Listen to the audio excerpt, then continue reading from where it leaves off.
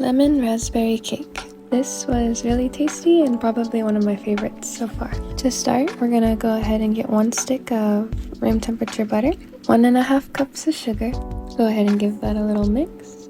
Once that's been combined, add in 2 teaspoons of lemon zest. Let that mix for a minute or two and then go ahead and add in your 3 eggs. Beat the mixture on a high speed until combined. Then go ahead and add in your 1 teaspoon of vanilla extract, half a cup of oil, and 2 tablespoons of lemon juice. Once that has all been combined, we can begin adding in our flour. The recipe calls for 2 cups of flour and 1 cup of milk.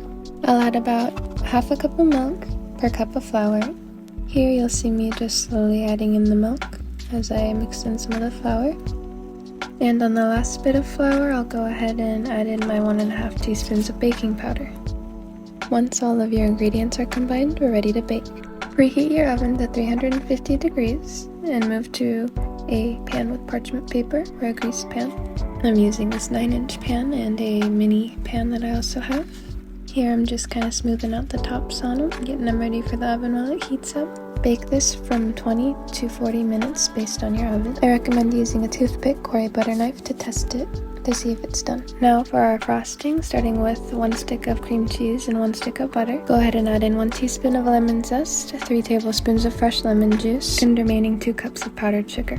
I went ahead and separated that into a piping bag and added raspberry jam to the remaining half, along with some powdered sugar until it reached the correct consistency. I moved that into a piping bag and now you'll see the cake.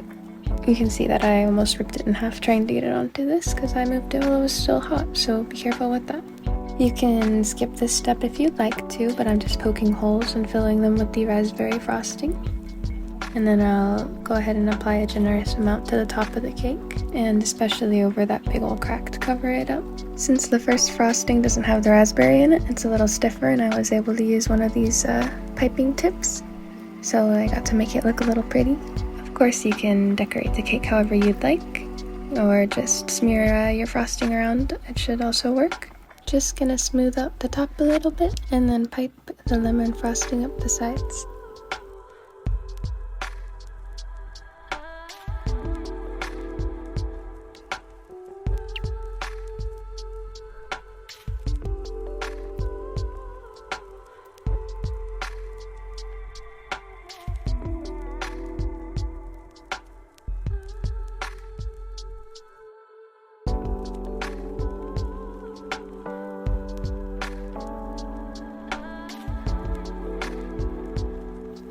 I definitely recommend this, especially if you like the lemon cookies. It's a very yummy and lemony dessert.